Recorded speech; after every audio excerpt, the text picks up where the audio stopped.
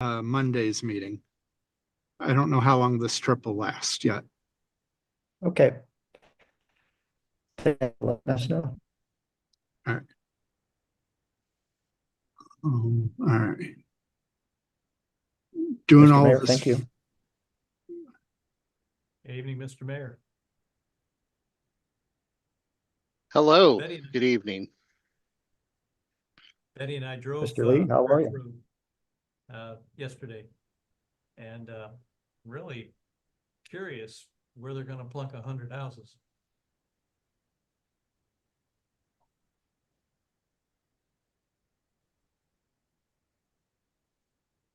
Mr. Chair, it's 5:30 if you'd like to get started. All right. I'll go ahead and call this meeting to order. I'd like to welcome everyone to this meeting of the city's Development and Zoning Review Committee. At tonight's meeting, this interested party will introduce and provide a presentation on a development proposal that would be located within the city of Wildwood. Tonight's meeting provides this interested party the opportunity to propose a concept and then hear feedback from this committee, which is composed of key city decision makers. One meeting is normally offered for this purpose. However, in certain instances, a second discussion may follow. It is important to note this concept plan is in very preliminary and informal stages of the city's review process, such as subject to changes if it proceeds to the formal subdivision process. The committee welcomes the public's attendance tonight via the Zoom platform or streaming live on YouTube, but given the preliminary and informal nature of this presentation, public comment is not being sought at this time. If the proposed development does proceed to the formal submission process, members of the public will have numerous opportunities to address the city's Planning and Zoning Commission and/or City Council regarding it at that time.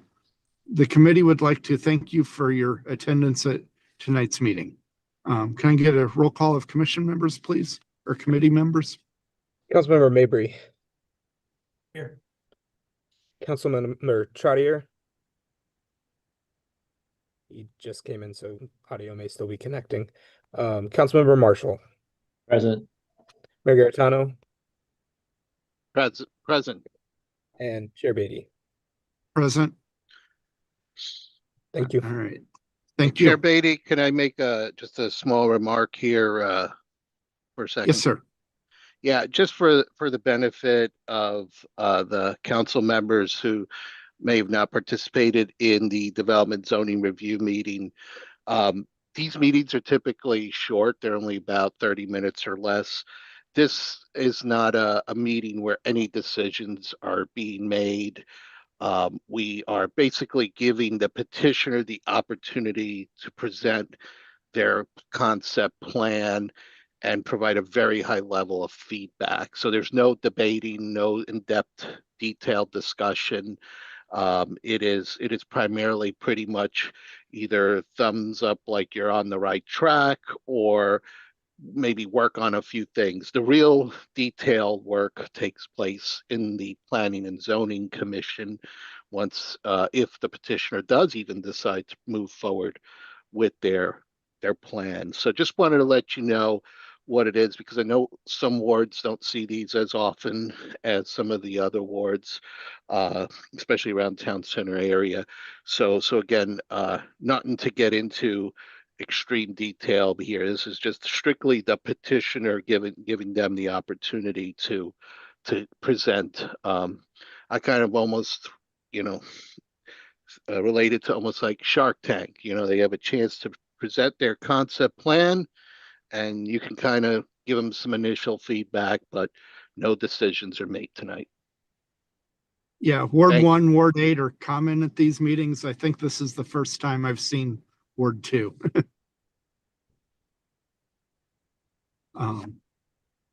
Does the Department of Planning and Zoning have any comments? Yes, Mr. Chair. To the members of the committee, thank you very much for making time Monday, to attend the discussion. We do appreciate it very much. As I often say, without you, we can't do anything, so thank you. in preparation of tonight's discussion, the department did provide you some materials. Briefly, the department will describe them. As part of the meeting, we always provide the bylaws. So if there are any questions on the part of the committee members, it's very easy to kind of reference them, and hopefully we can answer any questions or resolve any issues. Along with that, tonight, there was an aerial photography provided of the general area. There are two colors on that aerial photography. One is green, that is the portion of Westland Acres that is in Wildwood, and the other is white, and that's the portion of Westland Acres that's in the city of Chesterfield.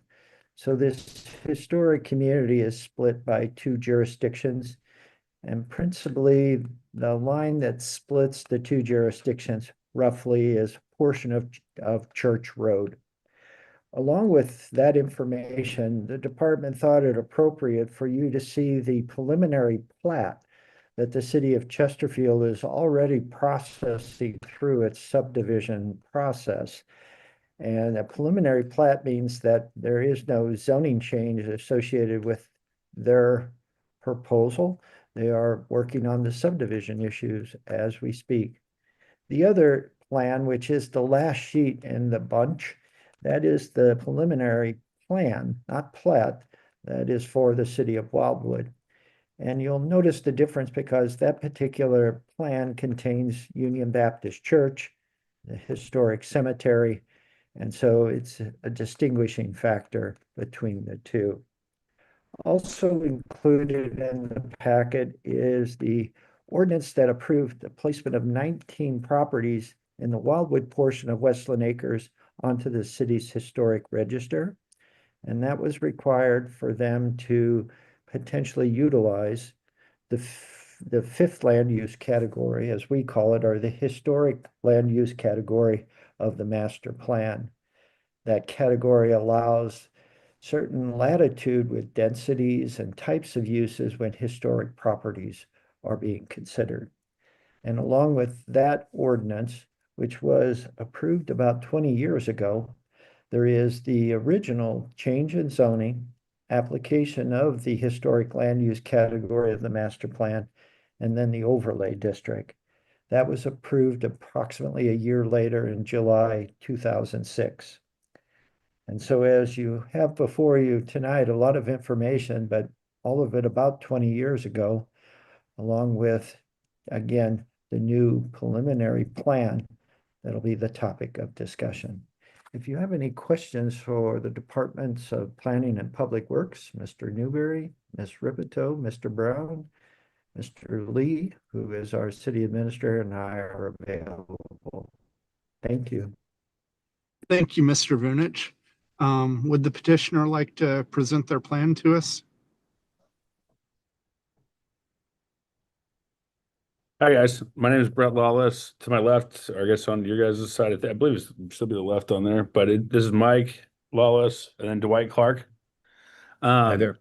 So just real briefly on my side, bringing us up to speed on this piece, we broke this into two pieces. We did the Chesterfield side and the Wildwood side. One thing that stuck out to me that I wanted to make sure was we all were on the same page with is the Wildwood side is this part with the church and with the Legacy Village. So that's where we're going to have the piece that the families are able to still live up there, and especially Doris Frazier, who back, I guess it was a couple of years ago now, on her 93rd birthday, which we were all, I believe a lot of us were at. May 8th was made Doris Frazier Day in Wildwood, so that was a pretty exciting piece. And my only ask is that as Dad kind of presents the technical pieces of this, that we keep in mind that that's sort of our urgency here is we'd like Doris to be able to see the fruits of her labor there. So that's what I have. And then Dad will kind of walk us through the other pieces here. Right. And also, we have in attendance tonight Andrea Hoosman, who is sort of the family's representative. So if you could possibly bring her in for any input that she may have for the families. I would appreciate that. So she's here as a representative of the families and as a real estate representative of them. And as far as and then Mike Faulkner is also here from Sterling and has some good engineering knowledge, who may help us be able to explain this to you and be able to answer engineering questions as they come up. But what we've done here is, as Brett said, is to divide this into two separate areas. The Chesterfield area, obviously, that's handled by Chesterfield, and Wildwood, which will be handled by Wildwood. We also moved the roadway in Chesterfield to be entirely, Church Road will be entirely in Chesterfield. And then as we go into Wildwood, Church Road will be entirely in Wildwood, so that we kind of get rid of the split road right away. And so that's one area of this. And then we've got these lots at 110 feet in width, and we have worked with the Monarch Fire District to get a variance so that we are approved with Monarch Fire District for the one entrance on Church Road off of I believe that's off of the main road. I think that's Miser Strecker Road. Yes. So, and then we have included the Legacy Village, which will be 10 home sites, which we feel is an important part of this proposal. We're also going to redo some of the cemetery and get that squared away. And then the subdivision will take over a large part of the maintenance of the cemetery moving forward, so that the church will be relieved of that. Let me see. We also will be giving somewhat of a facelift to the church. And we won't be adding on to the church, but we will be probably putting on, some a new front and things like that to give it kind of a new dynamic pop and that type of thing. Any I think the biggest thing that we had here is just, and I know there's not the procedure is the procedure, but I just know from the family's perspective that they'd want me to say that, this has been a long time in the making. In fact, I'm not even joking. The first time I heard about this, I was like a little kid in his living room. So I mean, I think they met Doris back in the early 90s. I've known Doris for 30 years. I knew Cliff when he was alive.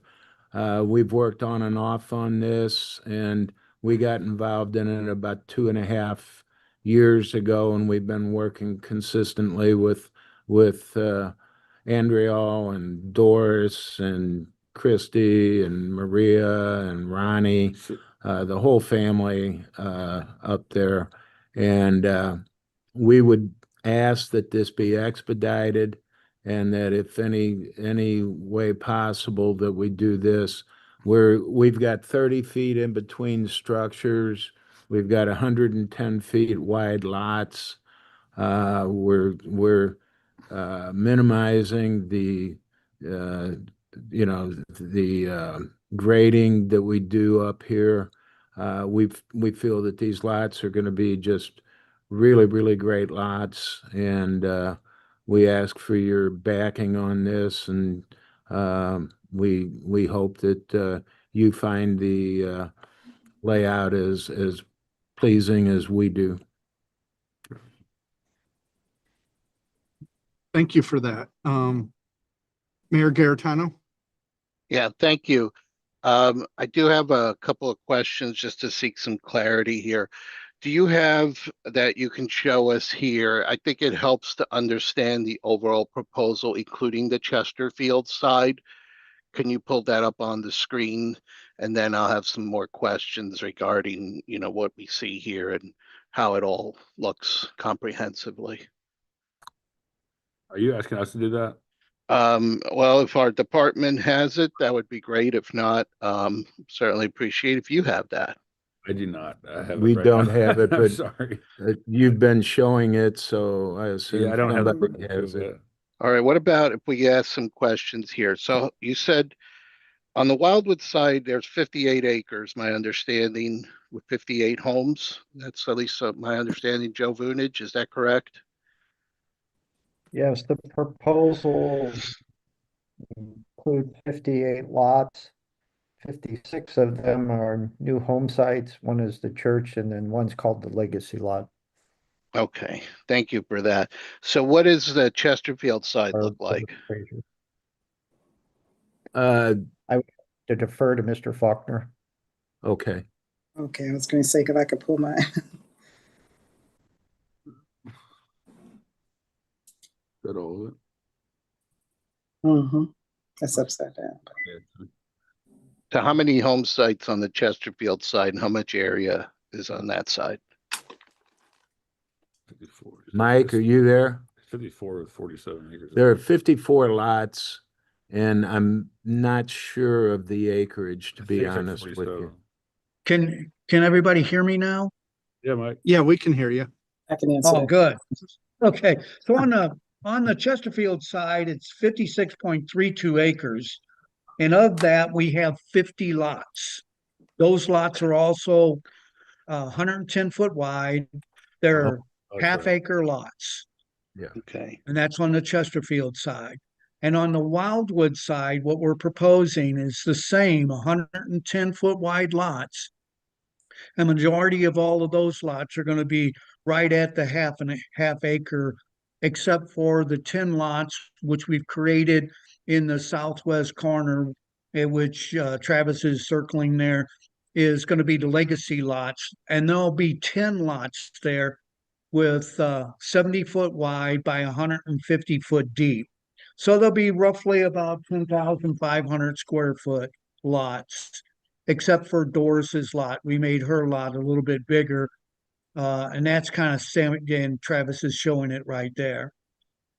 So of the Chesterfield, or on the Wildwood side, we have 63.39 acres. And of that 63.39 acres, we'll have the 57 lots. So we're less than one lot per acre overall density. okay, thank you, Mike, for, as Mike was speaking there. Yes. Let me check. Director Vunich, don't see you here, but let me see if I can change my view here. I'm here, Mr. Mayor. Oh, yeah, thank you. So just to help me understand, and again, thank you everyone for being here and appreciate it. And, this is good to get the information here. So Director Vunich, can you help explain, because I know that when we are looking at half acre lots, my understanding has always been that the master plan calls for a larger lot size, and the town center area is the only one that has the higher density. So could you explain a little bit about the uniqueness of this parcel here, regarding the site here, but also how this compares with the density of adjoining subdivisions? Certainly, Mr. Mayor, I'll do my best. First and foremost, if you look at this particular area prior to 2005, it was designated non-urban residential area by the master plan for land use, which meant it could have 1 unit for every 3 acres. Obviously, that's not the direction the city of Chesterfield was going with the development of their portion of this historic community, and certainly not what many of the residents that resided in Westland Acres saw it. So prior to that, we had created the historic land use category. We call it the 5th land use category in the master plan, and that is for historic properties. A key element of that is the properties have to be listed on the city's register. So as mentioned in the preliminary comments, in 2005, 19 properties in the Wildwood portion of Westland Acres were added to the city's register. That kind of opened the door for consideration of something other than 1 unit for every 3 acres density. And in this case, the property was then rezoned to the 1 acre resident district with the PRD. The 1 acre resident district then with the PRD allowed lots that were consistent with a 1/2 acre size. All of this is premised on the history of Westland Acres and the retention of some of that history, in this case by Union Baptist Church, the cemetery, the legacy lots where the family members can still reside in their generational location, etc. It's complicated, but it's all premised on this being a community that obviously has a long and very interesting history. I hope that helps, Mr. Mayor. Thank you. Yeah, thank you. Thank you for stating that. That's what I was checking to see. So I guess in this case here, and I don't know where I saw 58 acres, 58 homes on 58 acres. Mr. Faulkner said it's 50, is it 57 on 63.9? Am I, oh, because you're not counting the one existing home, I think Mr. Faulkner didn't include the church lot. the church lot. Correct. Okay. That's All right. correct. And that's where you're saying, Joe, is that where I believe I read it on the city documentation, it said 58. That includes the church lot and The the cemetery. one the cemetery. Got it. So really, we're looking at 56 new homes as part of this proposal on the Wildwood side. 57, because I believe Mrs. 57. Frazier's lot, which is the larger of the legacy lots, I believe she's going to build a new home too. Okay. Thank you for this. I'm gonna just digest some of this information here, but want to let our their council members here if they have any questions that they seek or any comments. Plus the video on some of these, but does anyone else have any comments or concerns? Mr. Councilman Marshall? Yeah, I think while Brett said he was just a little kid there, I happen to know when this started, and it was very difficult between trying to get the two cities to work together, get the zoning back together, and there's a whole lot of stuff in those ordinances. And my question to Mr. Vunich would be, so those ordinances that were 2005, 2006, do those still stay intact? And I mean, if, as you remember, you did them, we went through and had to take the protected area to get the lots right and get those updated. And it was very specific as to what could or couldn't be done on there. Do those get, if this goes forward, do they come back in underneath those? We bring those to more current terms? Well, the underlying residential zoning district designation stays unchanged. That always kind of stays with the land, runs with the land, whatever phrase you'd like to use. So although the overlay district with its performance standards relative to timelines weren't met, so the overlay district is expired. It's no longer applicable. But we have, for the most part, what remains is the 19 lots that are on the city's historic register and the R1 1 acre resident district zoning under the historic land use category. So what the petitioner needs now is a new overlay district to basically work with this particular concept that they're proposing tonight. Thank you. You're welcome.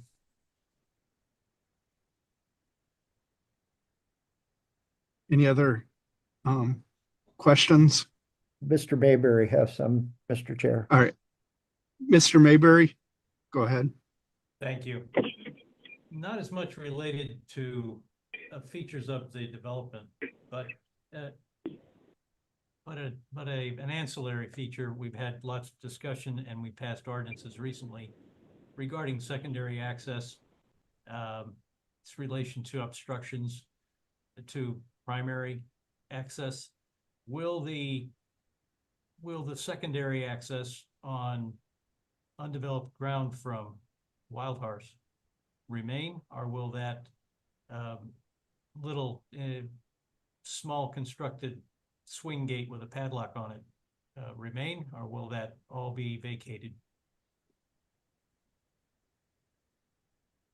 Do you want us to answer that? Whoever has command, whether it's Director Vunich or Travis or you as developer. Mr. Mayberry, I would ask the developer to respond to that, or Mr. Faulkner, the engineer of record. Well, let me respond to it to begin with, and then maybe have Mike Faulkner follow up. But we made every effort to have the subdivision of Wild Horse get involved and provide us with an access. And that would be the access that you were referring to, Mr. Mayberry. However, they refused, and basically that's why we had to take almost a year and go to the Monarch Fire District and get a variance for that very thing. So, and I think it's also important to note that this subdivision was greatly discriminated against. There is not one stub street in this development, to this development. There is not one. Out of all of the subdivisions that surround this, there's not one substreet. So there is also no sewer easements. So I'm not saying that Wildwood had anything to do with that. It happened prior to Wildwood being incorporated. So, you know, it's just a situation that occurred. This subdivision and these people have been severely discriminated against. And we went in and we did get a variance, but it did not come at no expense to the subdivision.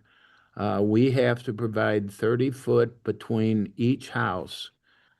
Now on the 110-foot lots, well, that's not exactly a terrible toll, but it is a cost. And we also have to provide that same thing between the legacy lots. So those houses are going to have 30 foot in between those. So we have paid a price for this, and the fire department gave us that variance, and they exacted a price from us for that variance, and we now have that variance. So I think that we're in a position that we should be able to utilize that variance and go from there.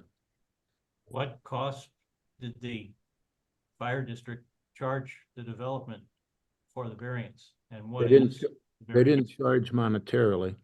So it's just opportunity cost, and I mean, plus just the year that we took to do that through our attorneys, and then also the year that it cost Ms. Frazier and the families to not live in, you know, a house with water and sewers and stuff like that. Well, and what I was referring to was the 30 feet in between the houses. They felt like that was something that would make up for the fact that they only had one entrance. It went back and forth quite a bit on that. And they didn't do this lightly. It was, I think, very well thought out on their part. And I think that we've worked through that, and we would like that their decision to be respected. Thanks for the description. Thank you. Mr. Chair, if I could just add something to that. Yes, sir. Go ahead. So maybe in more simpler terms, the 108 lots, the 50 in Chesterfield and the 58 in Wildwood will be served solely by Church Road. And to ensure that emergency access relative to at least a fire is addressed, that's why there's an increased setback along the sides of the dwellings, so that if there is a fire, the houses aren't too close together to risk, let's say, a problem. And then I'm sure they required hydrants at specific locations to better serve the area. And I'm sure we're going to have a discussion about street widths just to make sure that if there's parking, the fire trucks and ambulances and I'm police sorry. Yeah, I'm sorry. I did that there's only parking on one side of the street, and I do think there was something about widths, but at any rate, there were some additional things. So, yes, thank you. You're Thank- welcome. And again, Mr. Mayor, it's all about recognizing there's one access, so they'll do everything, the fire district and the city will do everything we can to ensure that police, fire, and EMS can get there with the least amount of problems. And if there is an emergency, hopefully not, but you've got to expect it, that it'll all be addressed pretty efficiently and safely as possible. Last thing that you Thank- just brought up yourself there, Joe. Are there any improvements required, either width or construction capacity, weight, loads, anything, to Church Road proper, toward the bottom at the Highlands and the termination at Strecker? And if so, are those all borne by the developer? Don't know what they could be. It's a nice, pretty wide road as it is. That's a very good question, Mr. Mayor, because all of the properties that are subject to the proposals, both City of Chesterfield and City of Wildwood, the majority of Church Road is off-site. And so that was a question that the departments, Public Works and Planning, were going to pose eventually to the developer, because it is, in all intents and purposes, somewhat of a substandard road. I mean, it works fine for low density, but now we have 108 lots potentially up top. Very good question. Thank you. Thank you for that. Mayor Garitano? Thank you. One thing that I'm looking for, and I don't see it in the attachments that's been provided, is the square footage for the lots on the Wildwood side. I see that the square footage has been provided on that appears on the Chesterfield side, but am I missing a page, or has that not been provided?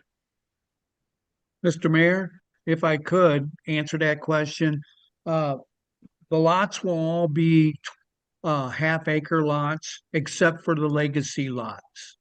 Okay, well, one thing I noticed here is on page 5 of 7, I do notice that this over here, if you look at page 5 of 7, maybe Travis, can you put that up here?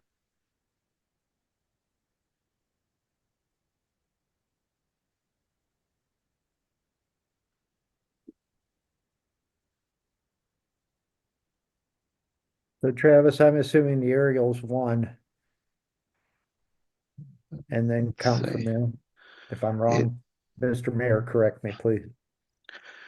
Yeah, I think so. Can you, This me is see. what I think is page 5. It's just been Yeah. reoriented to All right. a north-south orientation.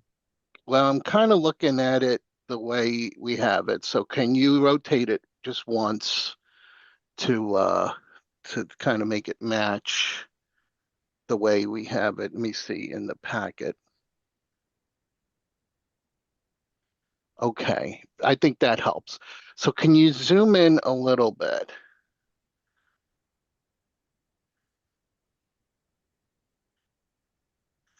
So, okay, perfect. This is good. So I'm looking at this, Mike. These are all the Chesterfield lots. Correct. Okay, so I'm seeing a lot of 20,000 plus square footage. Now, Travis, if you just kind of shift a little bit up, this has a little bit, is this the Wildwood piece up here? Yes, So Mike, to the north of the page. Mike, these are showing 15,000 square feet. So one Yeah, issue I have, yeah, go ahead. Yeah, if I could, Mr. Mayor, that when they were putting this drawing together to get something to submit in on Sketchwise, that 15,000 square foot designation was what was originally on the Wildwood side plan that was submitted, because the plan that was submitted back in 2000, the 2000s, was for 15,000 square foot lots. Got it. And Okay. that was just a leftover from that didn't get removed when it was submitted into Joe. Okay. All right. That if that's the explanation, then that makes sense. The reason I'm saying this, and I think then your explanation answers it, is that I don't want this where you have the Wildwood site more dense than the Chesterfield site, right? We don't want an inconsistency like that. And I certainly don't want the Wildwood side to feel like it's packed in, compressed. So I think it has to be consistent on both sides. Otherwise, someone's going to come into the subdivision and be like, wow, the Chesterfield side's more open and spacious and the Wildwood side is not. And I don't know that that would be something that our residents would like. So I think it has to be, uh, you know, comparable or even larger like that. So thank you, Mike. That alleviated a concern I had there when I saw that, but I'll be looking for what the plans show there. With the exception, I do know that you guys have carved out a small section by, I believe, is it Doris? Is that where Doris is home is? I think those are let me see, with those Yeah, could smaller you lots, right? populate? Yeah, Travis, could you pull up the Wildwood side? So while the mayor's talking about, he's talking about the southwest corner where the church is, that Yeah, section there. right. And I understand that is kind of the legacy section there that Correct. will, so that what we see there then is indeed then staying that way, right, Mike? Or is that Yes, different too? Okay, that is correct. That will stay okay. that way. Totally understand being being the legacy section there. So, but yeah, I was looking for the remaining lots to see how they were kind of going there. But I think that's you I guess there's a reason you're calling it the legacy section there. Is that for the family members, or is that explain a little bit why? Yes, we've a number of the people that are up there presently, and I can't tell you, I know that 2 to 4 of them want to be there. Yeah. So we're going to be building, and we will probably be doing that ourselves. Okay. We will be building the houses up there ourselves for them. And then, at some point, if, nobody else steps forward and wants to live up there, then we will probably open it up to other people, or, maybe they will buy a certain number of them for people in the future. We haven't really had those discussions as to how that would work out. but there's only 10 of them. So I would think that they would probably go fairly rapidly with the number of people in the church and in the community, that type of thing. So, that's set aside for the people that have lived up there in the past and are living up there presently. So. Yep, I totally understand the significance and the of the area there and We have being people close to the church. that would like to be up there, that would like to be up there with their church, with their community, and with their history. Of And course. so, Yep. Okay. Thank you. That explains that. I think one other comment I heard is about road width, and I'll just throw in my 2 cents when it comes to road width. The reason why we want to make sure roads are wide enough where it could allow for ample parking on both sides of the road is we've run into a significant number of issues here in the city where I guess some of our past practices allowed parking maybe on only one side of the road. And we've even seen it where we have a road narrow enough that there's no parking allowed. And the problem is in today's age, with multiple drivers at home, with visitors coming over for holidays, we start running into issues where people complain to the city that they don't have a legal place for their guests to park. So it's an unattainable and an unrealistic scenario that we run into, and so I think that's something you want to make sure you factor in there.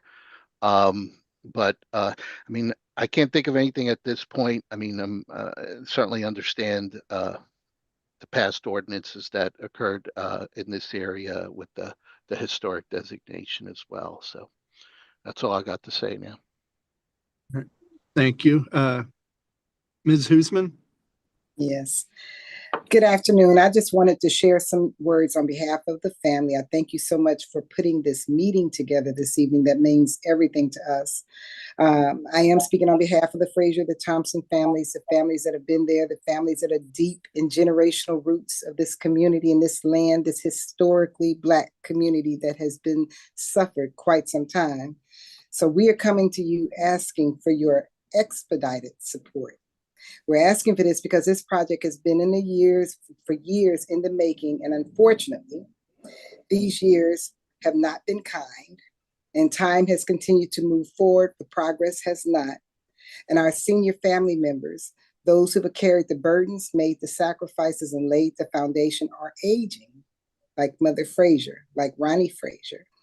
And it is our sincere hope that they will have the opportunity to see in their lifetime the fruit of their labor and their legacy. So this community has waited long enough. We have toyed with this long enough. And it's time for healing. It's time for growth. It's time for investment. And it's time for the city of Wildwood to help us move from delay to delivery. We're not asking just for approval. We're asking for your partnership.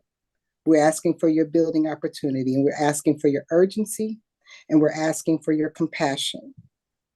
We're hoping to count on all of your support in bringing this long, long overdue vision to life. On behalf of our families, we say thank you for your understanding and your expeditious decisions of moving forward. Thank you. Thank you for that. Appreciate it. And I understand what you're going through. Yes. Are there any other comments or questions from the commission or committee? If I could, Mr. Chair, this is Mike Faulkner again. Travis, if you Yes, sir. if you could put the Wildwood side back up again, I wanted to just point out something so the mayor could see it, is if you would hone in on the the eastern side where we connect over towards the Chesterfield side. If you can kind of zoom in on that, you can see, Mr. Mayor, that the 15,000 square foot designation does not exist there. So those are all going to be half-acre lots. Okay, thank you for the clarity. That's what I'm glad your answer cleared up, just the concern of the differences. I noticed here it didn't have it. That's why I was asking for a sheet if he had one for the Wildwood side that had all the square footages, but we'll see that in due time, I'm sure. Yes. We're getting squared away.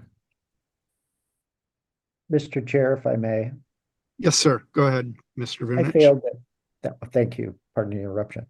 I failed to answer one of the mayor's questions. Generally speaking, the Wild Horse subdivision is zoned R1, 1 acre resident district with a PEU. So in many ways, this proposal mirrors almost all of the villages in Wild Horse subdivision. And from that perspective, would be, from the department's perspective, consistent. I would note one thing. I think over the years, when St. Louis County was the jurisdiction, they often did a little trick to address the concerns of the Westland Acre residents. They would place some of the larger lots next to it. So those lots on the west boundary, those are generally a little larger than most of the others in the subdivision. But as you can see from the proposal that's been submitted by the petitioner, many of the lots don't adjoin the boundary. They separate them with common ground. So there is no common boundary line or property line with the new lots. Just wanted to let you know and respond to your question, Mayor. Thank you. Thank you. I think that's just some of the questions we get, and I think there's definitely the historical significance, the designation that you mentioned, but you mentioning that there's comparable, I guess, densities, right? Is that what it is? It's comparable to what's around there. It shows that it fits in line with the character there, because that's usually stuff we hear comes up from folks, but if it aligns with what's existing, I think makes a good case. Thank you, Mr. Mayor. All right. If no one has anything else, I want to thank everyone for their time, and can I get a motion to adjourn? Mayor? Motion by Councilman Marshall. Is there a second? Second. Second by Mayor Garetano. All those in favor say aye. Aye. Any opposed? Any abstain? All right, we're adjourned. Thank you, Thank you everyone. all. Mr. Chair, if you could just stick around for a few seconds Sure. afterwards. Thanks. Yep. It'll be Thank real you, quick. everybody.